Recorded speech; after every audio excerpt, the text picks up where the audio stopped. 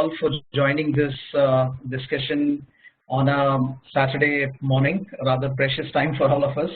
But it's a very important subject for all of us as peaceful grads and generally the citizens of this country to look around and debate if we are actually a Chalta Hai nation. Let me begin with sharing with you the headlines that we've seen recently in the newspaper. As you can see on your screen. There has been a lot of news about saying that Chalta Hai will land us nowhere. Are we a Chalta Hai nation? The difference between India and China is that we are a Chalta Hai nation and so on. So the question is, how serious is this problem? Is it just a slogan or is it for real? And I'm sure that even in our personal lives we would have seen a lot of times Chalta Hai behavior around us. When we try to go recruiting people for our companies, we see a lot of workforce which is probably not employable, people not serious enough. You try to get services of an architect at your home. You see the guy will promise you 3 months, but he will take 9 months to finish the job. It will be a shabby job. You try buying a house worth crores in Mumbai. First of all, he will delay the delivery of the house. When he gives it to you, the features will not be as per the design, and the walls might peel off and so on. So we do admit that we do see some bit of Chalta Hai around us, but the burning question is, are we a Chalta Hai nation? Are we saying that this is a common malaise across the entire workforce in India, and will it stop us from becoming an international superpower, or will it hamper our competitiveness? So I thought, let us get serious about this very important subject, and let us analyze this in a greater detail to be able to see whether we are a Chalta Hai nation or not. And that's how the subject fascinated me, and I started analyzing this about 4 years back, and I got serious about writing a book. So what I'm presenting today is kind of a summary of what I've analyzed over the years and what I'm going to cover in the book as well. Let me give you an example of Germany. In 1880s, Britain was producing some of the best goods, on the back of the Industrial Revolution and so on. And which nation was copying their products? It was Germany, and it was trying to create copycats and fakes of the British products. And so Britain said that let's come out with a Merchandise Act which says any product coming in has to be marked as made in Germany, so that it can be distinguished between the fakes and the originals. So the Germans took this very seriously and started changing the quality of their products. And finally, we know what happened to the German products. They became world class in terms of quality and in terms of durability. So the important thing to notice here is the Chalta Hai may not be a long-term thing. We may be able to change the way the things are, the way things are happening in our country and so on. When I started analyzing this subject on Chalta Hai, I started talking to people. I started talking to CEOs, professors, students, and I said, do you believe that we are a Chalta Hai nation? And then immediately the swords came out. There were the skepticals and there were the passionately prouds, what people call the bhakts these days. And there were huge fights. The skepticals were saying, our cities are in a mess. There is a litter everywhere. There's nothing good happening. And the proud guy said, well, we are the civilization of Harappan civilization. We designed some of the best cities, the best sewerage systems, and so on. Skepticals would say, we churn out unemployable graduates. The proud ones would say, we have Microsoft and Google CEOs coming from India. What are you talking about? We are producing some of the best guys. Skepticals would come back saying, we hardly have any globally reputed products. I mean, can you name any products which are Indian and great, doing globally? Proud ones would say, well, we are world leaders in IT and pharma. Skepticals would say we are intolerant, racist society, with all the chants around these days. And the guys would come back and say we are the most diverse people and a united country. The skepticals would say, there is hardly any research and development happening. And the proud ones would say, we led the world in science and maths, we invented zero. The guys would say, well, we churn out poor quality films, we rarely get any Oscars. And the passionately proud ones would say, we are the largest film industry in the world. Now these debates went on and on, both sides, and I kind of got confused to say, what is happening here? Are we really a Chalta Hai nation? Because there are both sides of the coin. And I said, how can we make this debate more objective in nature rather than having random examples of Chalta Hai as well as Nahi Chalta Hai, at both the ends. And that's why I started making a list of all the kinds of Chalta Hai that I was seeing around me. And I found something very, very interesting. The interesting thing was the Chalta Hai comes in all the shades. It comes in black, it comes in white, it comes in gray. So let me take you the first example. People will say, Chalta hai, isme kaam chal jayega, There is a sense of satisfaction. Chal jayega, this is okay. Some guys would say, Chalta hai, isme kya galat hai? Quick fix. You break a signal, you give a bribe, you do some corruption here and there. It's all good for the larger cause. Quick fix. Then you say, Chalta hai, usse galti ho gayi, usse maaf kar do. Very accommodating. It's okay. Pardon him, it's okay. Then you say, Chalta hai, aur koi chara bhi to nahi hai. You resign. You say, kya kar sakte? There's no option for me. And then some say, Chalta hai, hame kya farak padta hai? There is this apathetic behavior to say, leave it, yaar. I mean, there's nothing we can do about it. Now the beauty is, in just that one term, Chalta hai, you see shades of optimism, pessimism, positivity, negativity, all of it. And it's quite fascinating that, in one word we can pack in so many emotions. And then I said, so what's common across all these Chalta hai? What is that one theme which is common across all this? And I found it is inaction. Everybody, whether it is satisfied, quick fix, accommodating, resigning, or apathetic, the common word is inaction. So I managed to come out with a definition of Chalta hai. To say Chalta hai is about not doing enough, about a problem or an inferiority. It's basically about sitting on a problem and accepting the inferiority without any action. Now if you go back to the examples I just gave you about Chalta hai, satisfied, quick fix, you will see all that fits well into this definition. It's saying, let the things go the way they are, we don't want to do much about it. So having defined this, I said, okay, now how do we measure this to know that what is the quantum or the extent of Chalta hai? So if we say that it's about inaction, the first thing we need to look at, what is the speed of change? Are we talking about people? Are we talking about the people who are not moving things at a fast enough pace and they are dragging on to the same problems forever? Or are we talking about things which are moving really fast? So the first sign of a Chalta hai is the speed of change. Is it fast enough or is it slow? The second thing is the benchmark.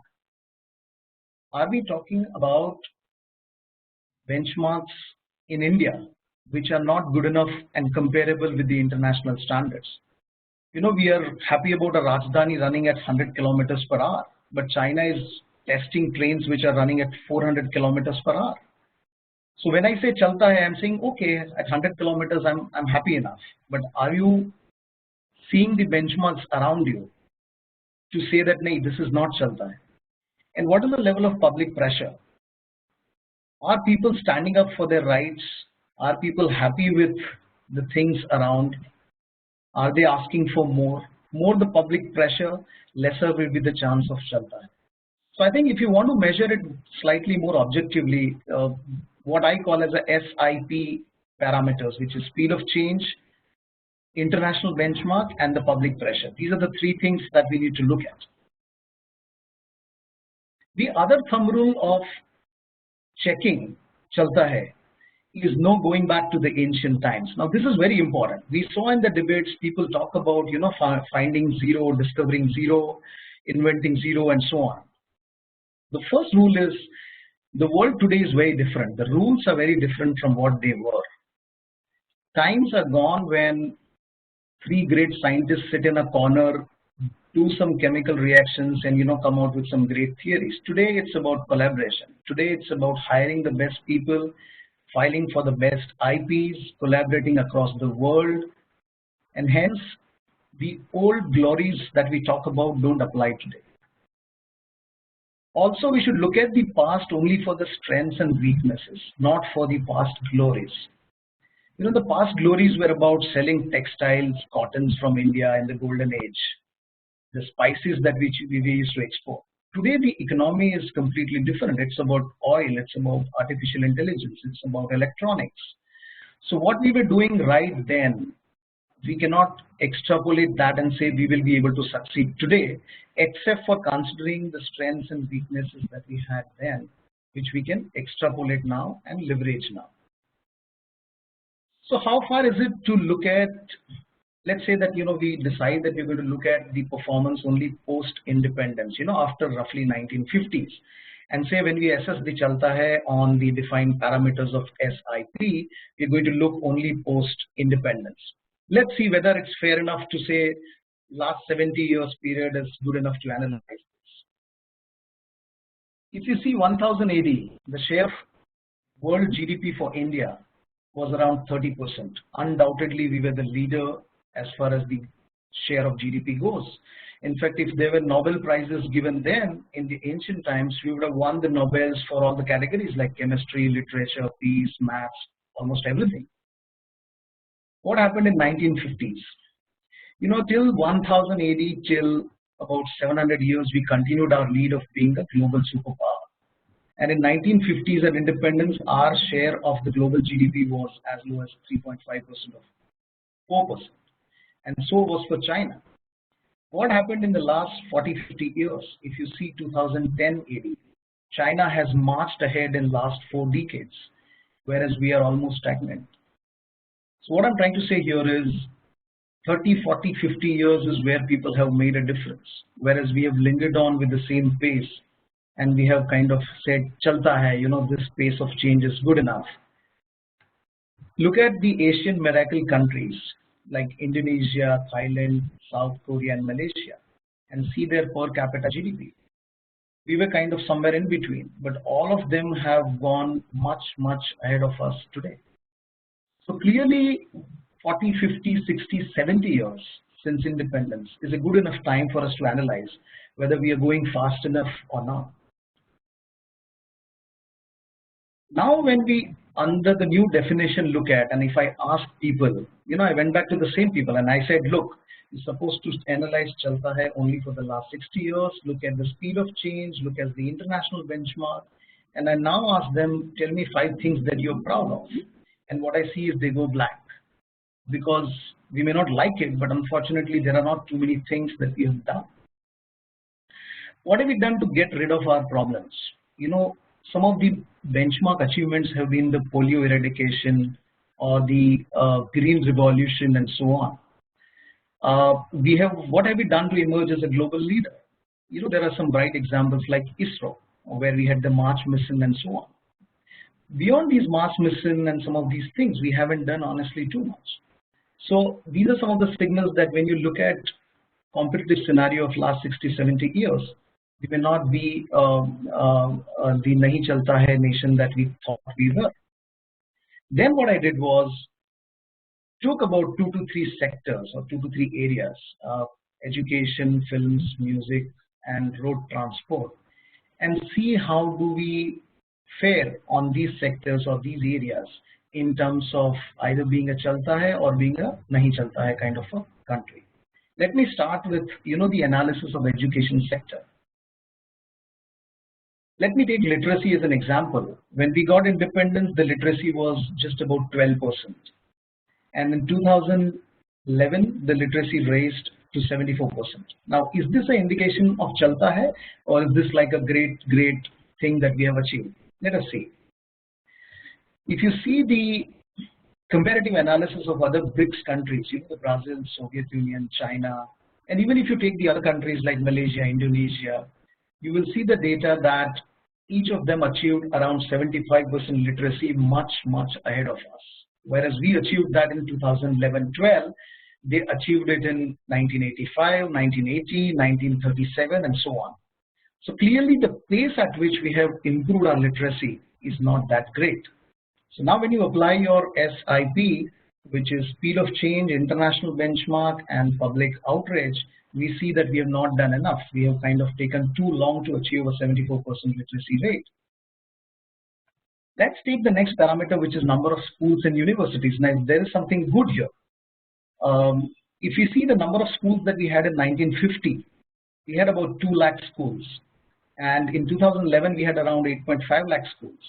What it means is, in the last 60, 70 years, we have added 30 new schools on a daily basis. Every day we have added 30 new schools across the country, which is not a small thing. India runs today world's second largest education system after China. In fact, Lucknow has a school which holds a Guinness record for being the biggest school in the world. It has some 40,000 odd students studying there. Similarly, we had only about 20 universities when we got independence. Today we have around 720 universities.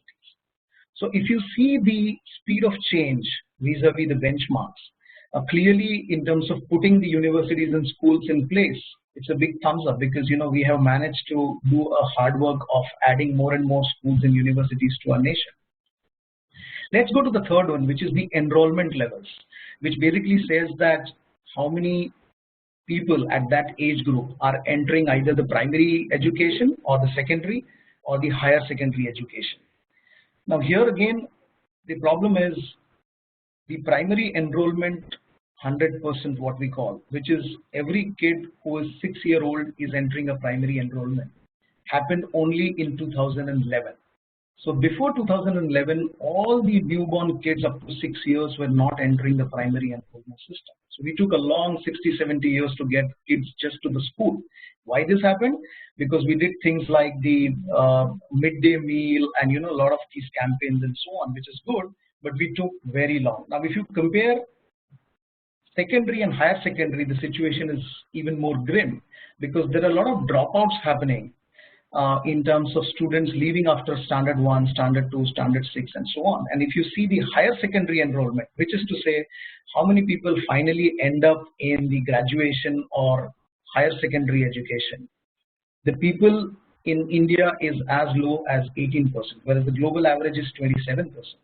And China has managed to get it at 26%.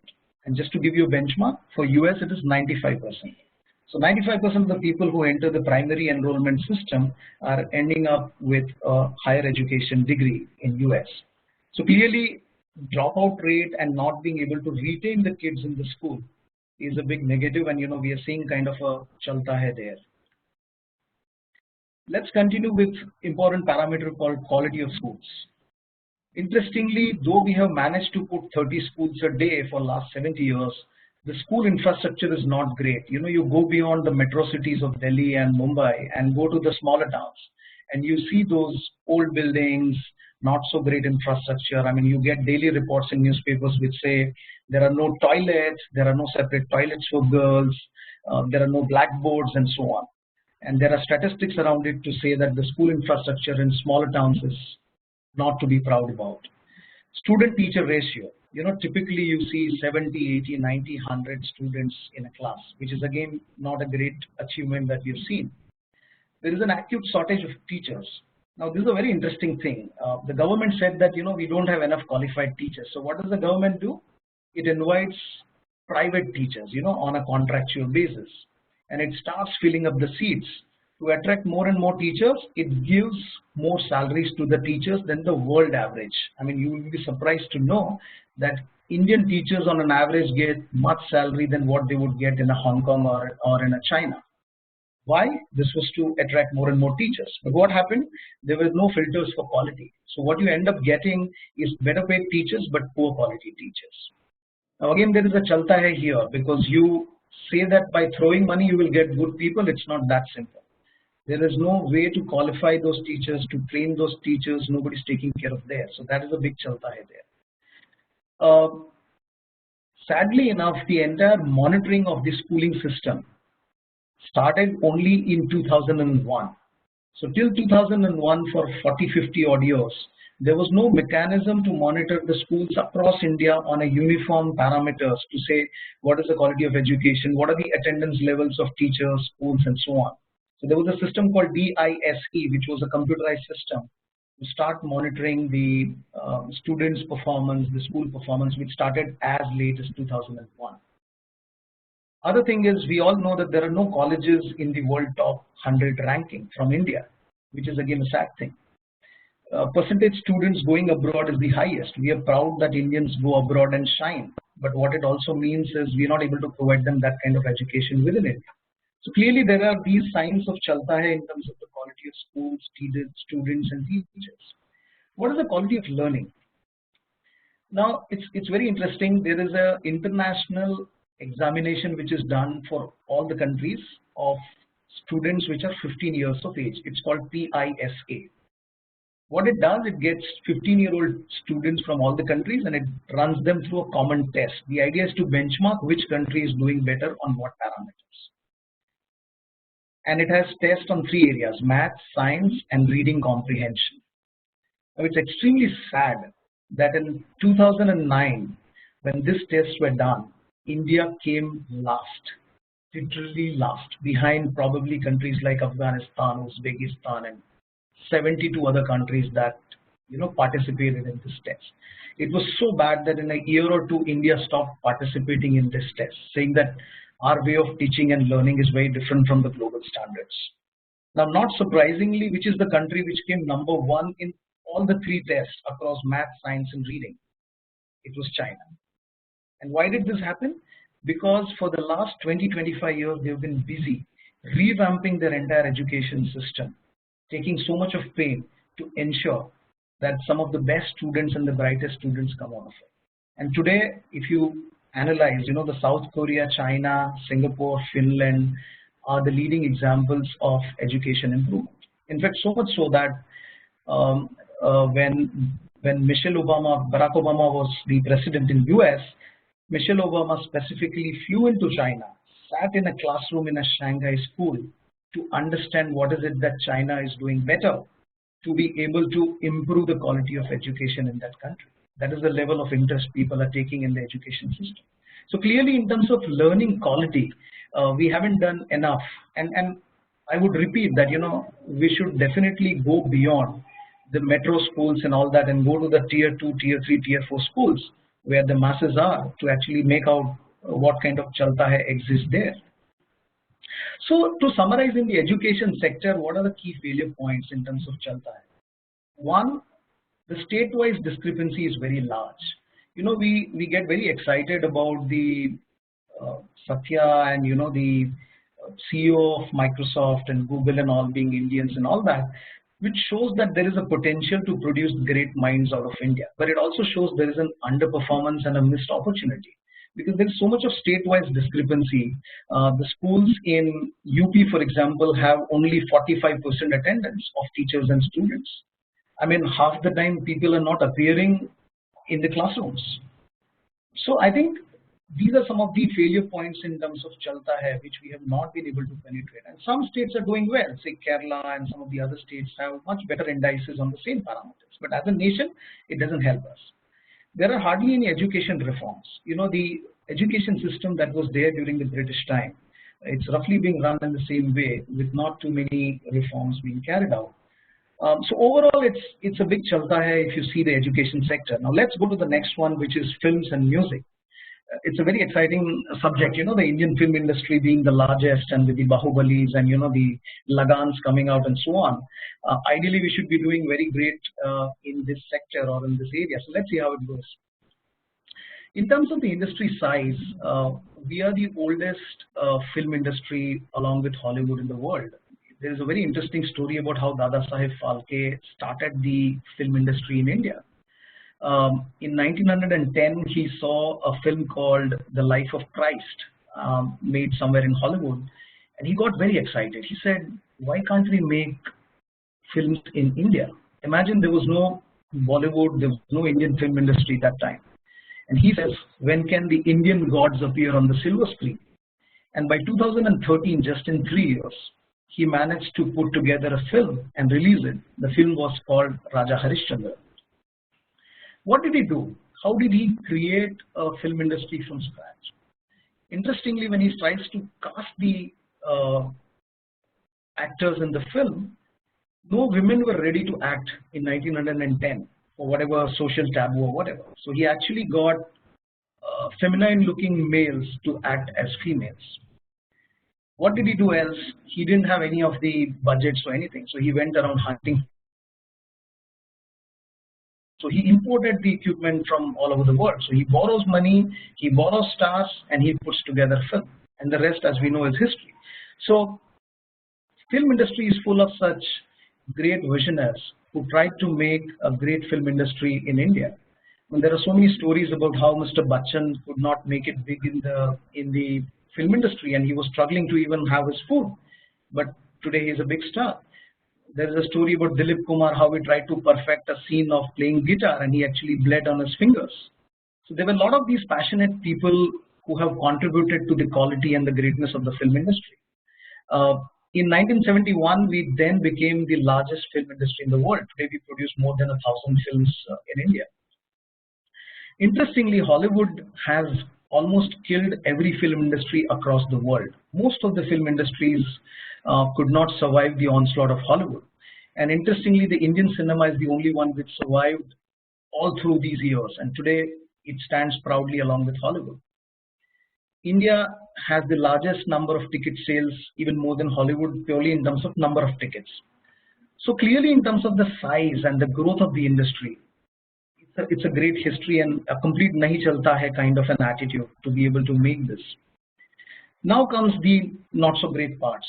In terms of winning global accolades, we don't have too many Oscars, too many global accolades coming our way. It's also kind of an unfair system because with 1,000 films, we don't get too many categories to participate in. And why just Oscars? I mean, why don't we have our own great awards which can be internationalized? IFA, of course, is a attempt to do that. But I think clearly with the rich history that we have and the quality that we have not done enough to win global accolades and portray ourselves as a great soft power in the films. I agree that Indian films are still very popular in China and Middle East, on the Eastern European side and so on. But ideally going neck to neck with Hollywood, we should be competing with them at the global level, at a global platform. So it's a small, soft chalta hai kind of a thing in terms of not being aggressive enough to project ourselves forcefully. The other sad part is the professionalism and piracy.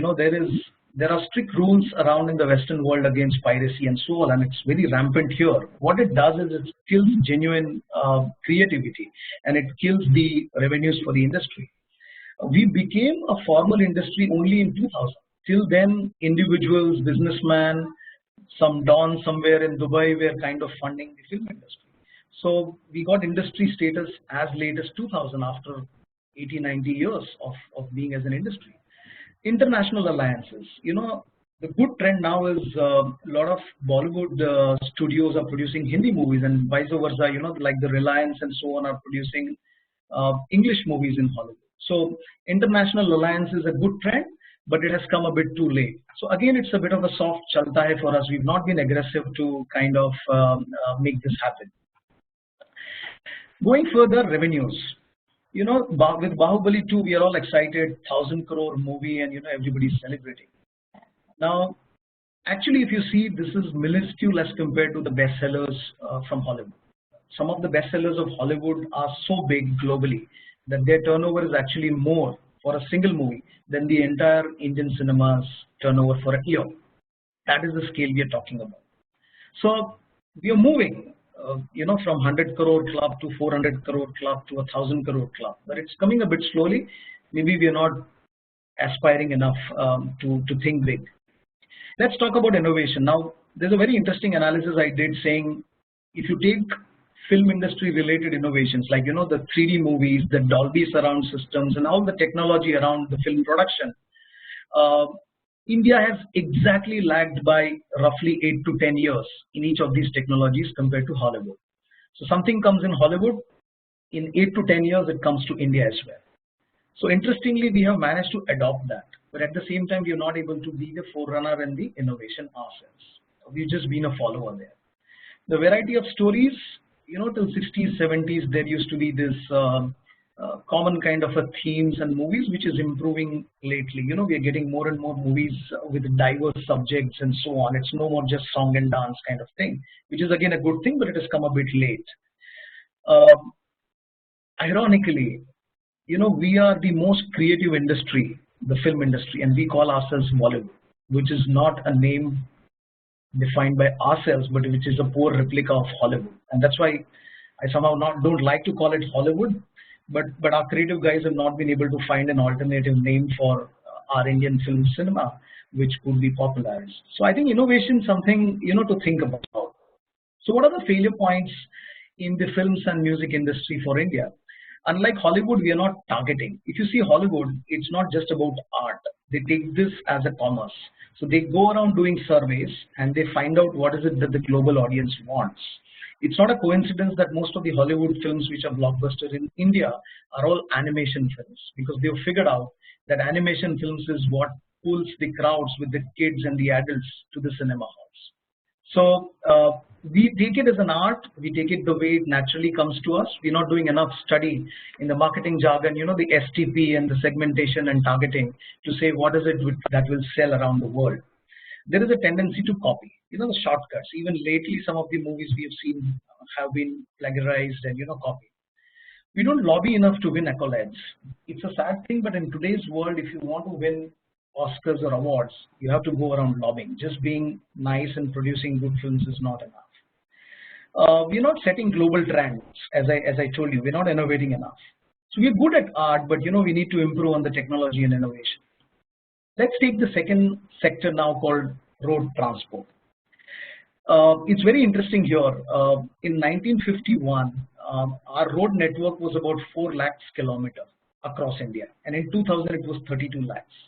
Now, here, if you see, we have added 150 kilometers of road every single day since independence. 150 kilometers a day, which is a huge achievement.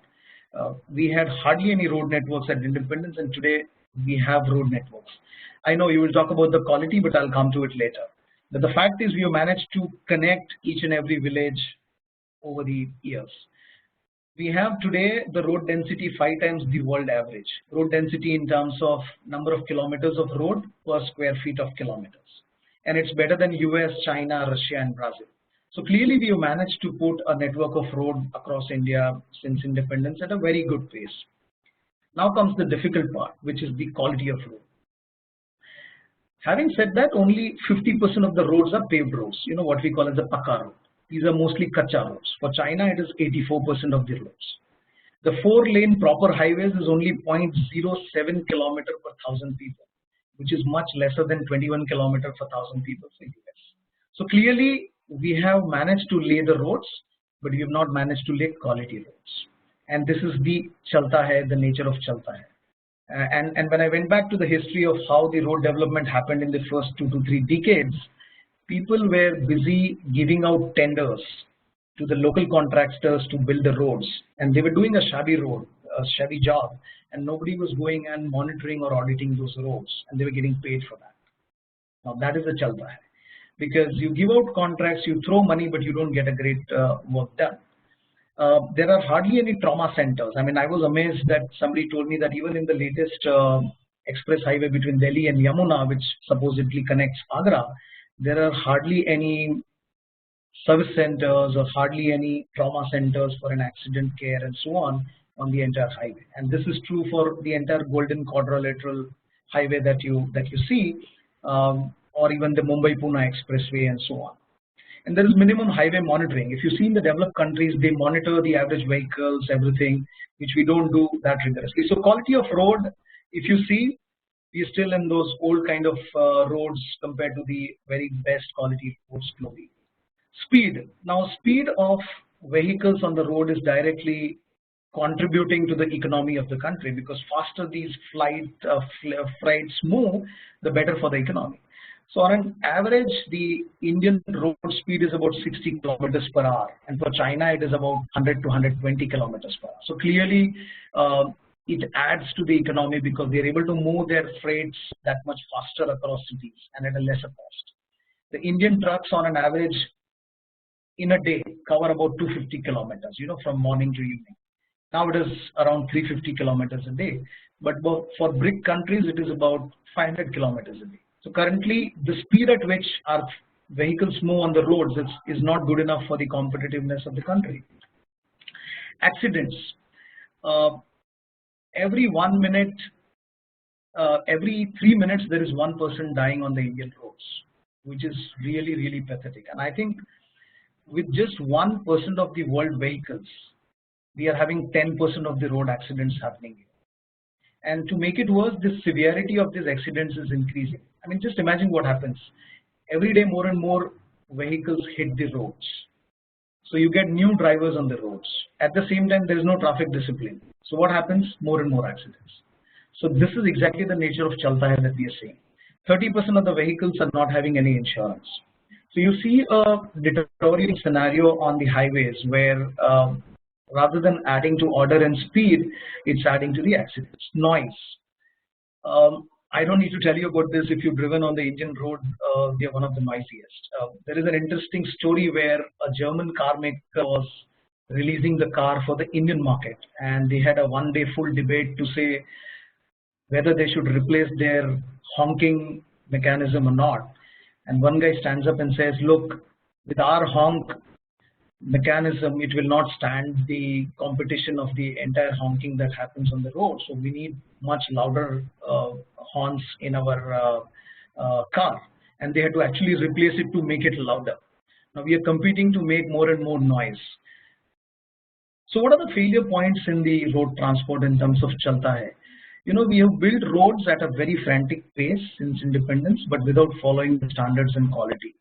There is a gap between the design and implementation. When you see the design, when a contract on a PPP basis is given out, there are all good things about camera-based monitoring, speed monitoring, trauma centers, average speed monitoring, all that. If once the road goes live and is handed over to the government, not too many of these things are there. Rising accidents and are failing to wake us up. And there is lack of coordination between ministries and departments. There are so many ministries involved. There is police involved. There is transport ministry involved. There is traffic police involved. There is financial services involved, which is in terms of insurance and so on. And there is, when I researched, I found the reason for these failures are because the ministries don't talk to each other and work like isolated islands. Fantastic. So having seen these three sectors, the film industry, the road transport and so on, how does the summary of the extent of Chalta Hai looks like? Now, if you see this nice little mountain, what it shows is at the peak there is minimum Chalta Hai. So that is the kind of peak that we want to reach, which says take the lead and show the way to the world. You are at the peak.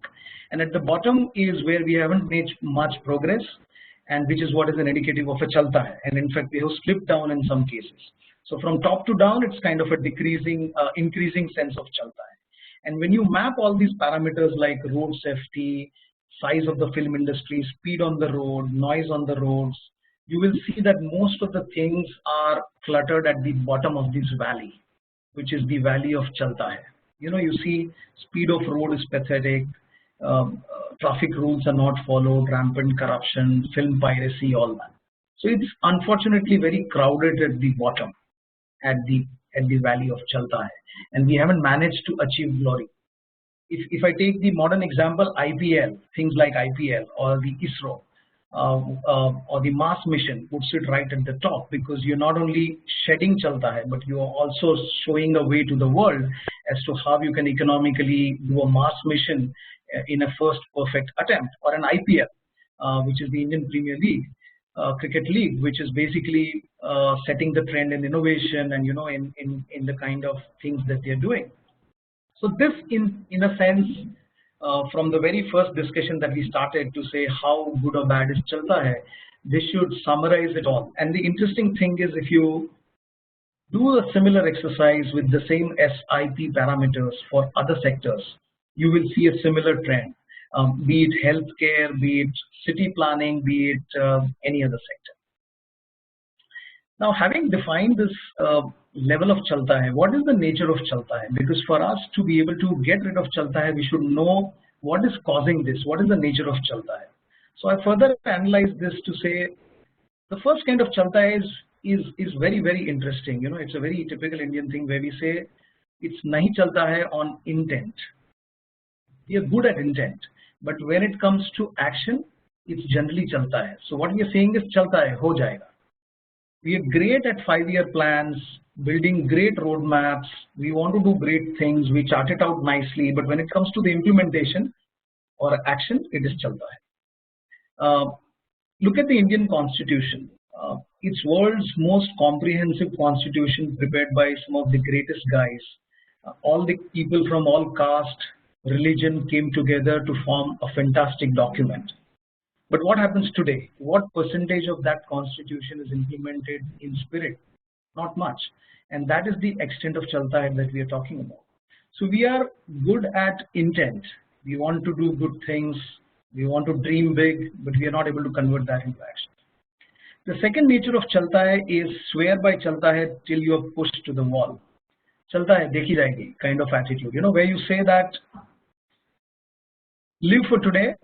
What happens tomorrow we'll see till we are, you know, the water comes up to your nose. So look at liberalization. You know, we all are proud of 1991 liberalization, which changed the way India is. But the liberalization actually started off because of an extreme pressure on the P.V. Narasimha Rao and Manmohan Singh government. Way back in 1991, we were completely short on foreign currency, and we had literally no means to survive. And under pressure, what happens? We reach out to everyone, and every country tells us that, you know, you liberalize, you allow us foreign direct investments, and we will pump in money, and that is exactly what happens. So unless we are pushed to the wall, we are not going to do these liberalizations ourselves. We are very risk averse to take these big steps. Similar is with green revolution. You know, post independence for a few decades there was not much food for everybody to have, and we did not much about it till things became so worse that we had to then go to US, who very gently helped us with the green revolution technology, which increased the productivity of the farms. And today, thankfully, we are excess in food and food products. Similarly, we have, you know, old military equipment. No CCTVs being placed in the cities like Mumbai even after blasts for so many years. You know, the bomb blasts happen. Somebody comes and says we will put up CCTVs. Doesn't happen. So unless we are pushed to the wall, we will not do it. And then you have unplanned cities. You know, cities keep growing in their own good pace without any planning. We are about quantity and not quality. We saw that all along. So we're saying chalta hai, abhi laga do, baad mein we will improve the quality. So we saw that in the schools. We put up schools at a blistering pace. We hired teachers left, right, and center, but there was no quality. We run the second largest education system, but our learning of the students is the worst. We run the largest road network in terms of density, but the quality of the roads is worst with all the potholes and everything. So we are the largest producer of many things, but if you want quality thing, we'll still go over. I know some of these things are improving quite a lot in the recent 1 or 2 decades, but if you look at last 70 years and the pace at which we have improved, there is much desired there. We can't go beyond our natural strengths. Chalta hai, kya zarurat hai? You know, we like to do what we are good at. So if you take movies, we like to produce for 40-50 years. We kept producing the same song and dance kind of films or angry young men kind of movies. It's improving now. We're getting much more variety with biographies and, you know, like Nirja and Purna and all those films. So it's improving. Same type of television programs. You switch on the television programs and 7 out of 10 programs will be either a song show or a dance show. And that is what comes naturally to us, and that's what we like to watch. There will not be too many programs around science, around innovation, around adventure, and so on. In hockey is a very interesting example. We won numerous gold medals in hockey in Olympics.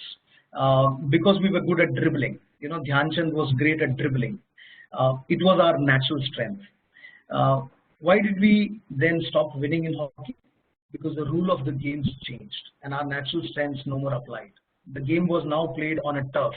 The speed became very fast. From dribbling, it became a game about passing, quick passing game with high stamina, and that's where we started losing out. So we didn't change from our natural strengths to the new strengths. Again, we are trying to revive hockey, with foreign coaches, which is good, but it shows that we stuck to our natural strengths and did adapt well and fast enough. There is minimum innovation in the education system. We are running the same education system with probably the Nalanda University ran. I know it's an exaggeration, but kind of innovation has been much less. There is now. Let me just go to the final section here, where it's important now to understand that if the Chalta Hai is high, can we actually get out of it? Has this Chalta Hai been there for ages, or is it in our DNA? I think this is a very important question. And with that, what I would like to now have is questions from all the listeners, and I'm happy to answer any questions in terms of what they feel, what is their take, and if they feel that they want to share anything from their side.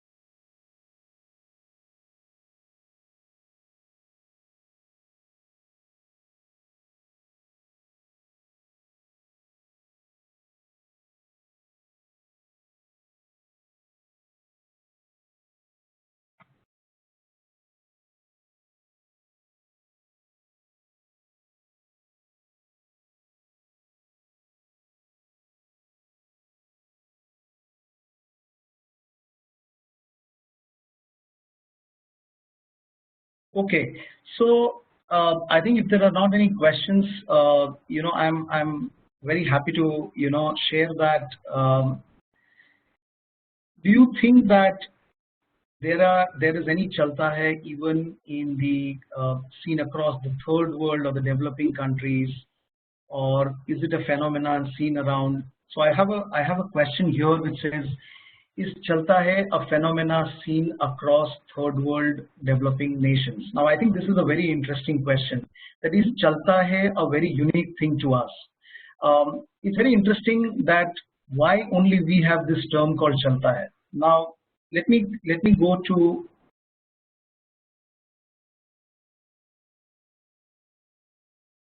this slide quickly and take you through this. Very interestingly, Chalta Hai exists globally too. Either in the developing countries or even in the developed countries. Take USA as an example. If you see their healthcare system, it's been in a mess for quite some time. There are huge waiting times for the patients. The affordability is low. There is huge inefficiency. The maternity leave is not compulsory, and so on. They have huge issues with gun control. They have the campus shootouts and so on. Capital punishment is a huge problem, with 60 to 70 people being executed every year by the government based on the legal system. There is wastage of food, and there is resistance to vaccination. There is sexual assaults in campus. Now, these are just some examples of US. But to answer your question, Saurabh, yes, there are different forms and natures of Chalta Hai in all the nations. The sad part for us is that we have Chalta Hai in the very basic form of things, which is basic healthcare, basic food, basic education, whereas the nature of Chalta Hai in other countries is of a different nature. Now the question is, why do only we have this term called Chalta Hai and not the other countries? It's very interesting. Um, we know as a country that we are capable, we are a great ancient civilization, but we are somehow not able to live up to our potential, and that's why we are defining that as a Chalta Hai. That I know I can do better, but I'm not able to achieve that, and I'm going to give it a name called Chalta Hai. So to answer your question, it exists in developing countries, developed countries in different forms and natures, but it has become popular in our country because we've given a name to it and we are aware of our under potential and everybody talks about it. And it again goes back to the same thing.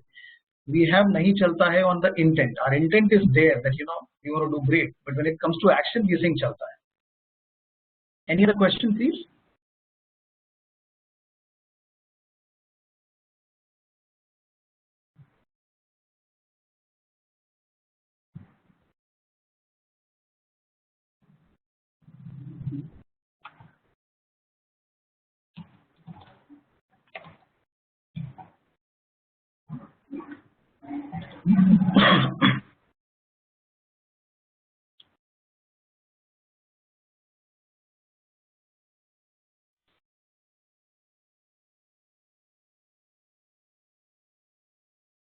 All right. So after so many years of research, I'm finally going to put all this together, and I have been putting it together in the form of a book, which is tentatively called is Chalta Hai Slowing India's Run, which should come out in a few months. And I hope that it benefits all of us as professionals to understand what we can do to become a better competitive country and hopefully become a superpower someday. With that, I conclude my talk, except if somebody has any final comments or questions. Mansi, that's it from my side.